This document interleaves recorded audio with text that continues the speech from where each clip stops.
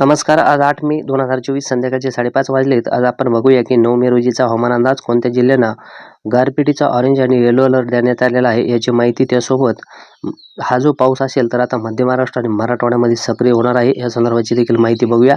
आपण व्हिडिओ शेवटपर्यंत बघा. सुरुवातीला आपण कालचा पाऊस बघूया, जेणेकरून शेतकऱ्यांना देखील कळतं की कुठे कसा पाऊस झाला. तर खास करून नागपूर, त्यानंतर भंडारा, गोंदिया, गडचिरोली, चंद्रपूर, यवतमाळमध्ये काल मध्यम ते जोरदार तर काही ठिकाणी मुसळधार पाऊस जो आहे तर आपल्याला चंद्रपूर आणि गडचिरोलीमध्ये गारपिटीसह बघायला या ठिकाणी मिळालेला आहे.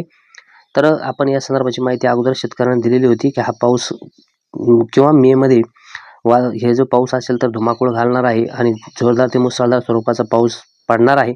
तर येणाऱ्या दिवसामध्ये आपल्याला मध्य महाराष्ट्र, मराठवाड्यामध्ये देखील अशा प्रकारचा पाऊस बघायला मिळणार आहे. सध्याची परिस्थिती आपण जर बघितली तर लातूरमध्ये गडगडाटी पाऊस आहे. त्यानंतर नांदेडमध्ये देखील एक छोटासा ढग आहे. त्यानंतर पुण्यामध्ये एक छोटासा ढग आणि सांगलीच्या पूर्व विभागामध्ये देखील एक छोटासा ढग आहे. तर बीडच्या बहुतांश विभागामध्ये गडगडाटी आणि विजांसहित पाऊस देत आहे, सुरू आहे. त्यासोबत बुलढाण्याचा दक्षिण विभाग, जालन्याचा उत्तर विभाग, छत्रपती संभाजीनगर उत्तर विभाग, छत्रपती संभाजीनगरमधील देखील बहुतांश विभागामध्ये विजांसहित पाऊस चालू आहे. यानंतर नाशिक आणि धुळ्यामध्ये देखील दक्षिणेकडील विभागामध्ये आणि अकोला, बुलढाणा, त्यासोबत अमरावतीचा पश्चिमेकडील विभाग, अमरावतीचा राहिलेला उत्तरेकडील विभाग या ठिकाणी देखील गडगडाटी पाऊस आहे. रात्रीचा जर आपण अंदाज बघितला तर आज रात्री दक्षिणेकडील मराठवाड्यामध्ये चांगल्यापैकी ढगांची निर्मिती आहे. या ठिकाणी देखील गडगडाटी पाऊस होईल. त्यासोबत वाशिम आणि यवतमाळमध्ये देखील निर्मिती होईल.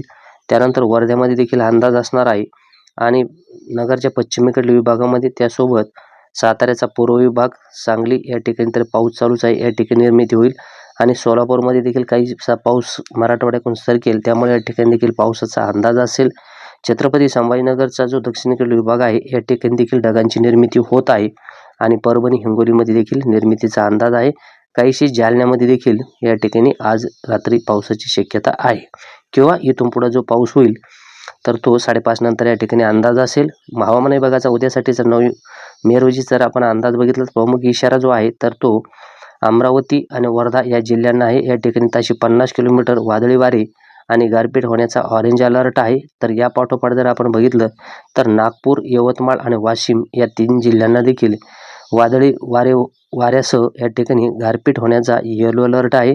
तर बाकी जिल्ह्यांना जर बघितलं तर बुलढाणा, अकोला, चंद्रपूर, गडचिरोली, गोंदिया आणि भंडारा या जिल्ह्यामध्ये विजांसहित गडगडाटी पाऊस आणि वादळी पाऊस होण्याचा येलो अलर्ट आहे.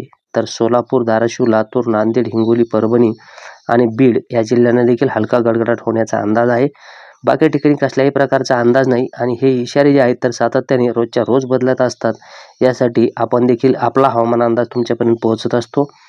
तर जवळपास जो पश्चिमेकडील विभाग आहे आपला किनारपट्टीचा किंवा जो गुजरातचा सीमालगत भाग आहे समुद्राचा, या ठिकाणी जे आहे तर एक हवेची चक्राकार स्थिती आहे आणि हीच हवेची चक्राकार स्थिती उद्या जी असेल तर बाष्पाचा पुरवठा उत्तरेकडील विभागामध्ये करेल आणि ज्यामुळे जे असेल तर उत्तरेकडील महाराष्ट्रामध्ये खास करून नाशिक, धुळे, नंदुरबार या ठिकाणी विजांसहित गडगडीत पाऊस किंवा जोरदार पावसाची शक्यता आहे. कदाचित गारपीट देखील या ठिकाणी होऊ शकते, कारण की काहीसे पश्चिमेकडील कोरडे वारे या ठिकाणी मिक्स होतील आणि गारपिटीसह या ठिकाणी वातावरण अनुकूल असेल, त्यामुळे या ठिकाणी काळजी घ्या. या व्यतिरिक्त जो मुख्य पावसाचा जोर असेल तर तो सोलापूर, धाराशिव, लातूर, नांदेड, यवतमाळ, चंद्रपूर, त्यासोबत गडचिरोली, वाशिम आणि परभणी, हिंगोली आणि बीड या संपूर्ण ठिकाणी जे असेल तर उद्या जोरदार पावसाचा अंदाज असेल. शिवाय या ठिकाणी मराठवाड्यामध्ये आणि दक्षिण विदर्भामध्ये या ठिकाणी गारपिटीची शक्यता तीव्र असणार आहे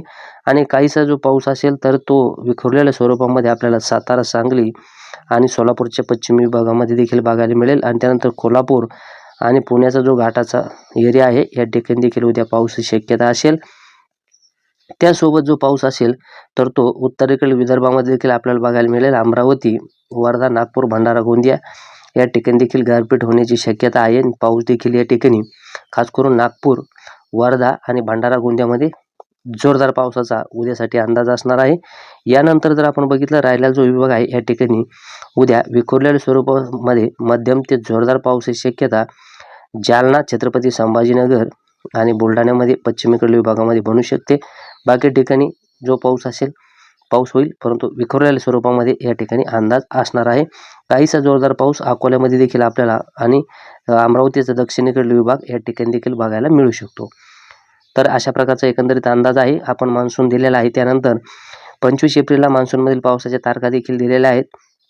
हे संपूर्ण बघण्यासाठी आपण चॅनल सबस्क्राईब करा आणि अशाच प्रकारचे जे अंदाज आहेत ते आपल्यापर्यंत मिळत राहतील. सध्यासाठी इथंच थांबतो. जय महाराष्ट्र.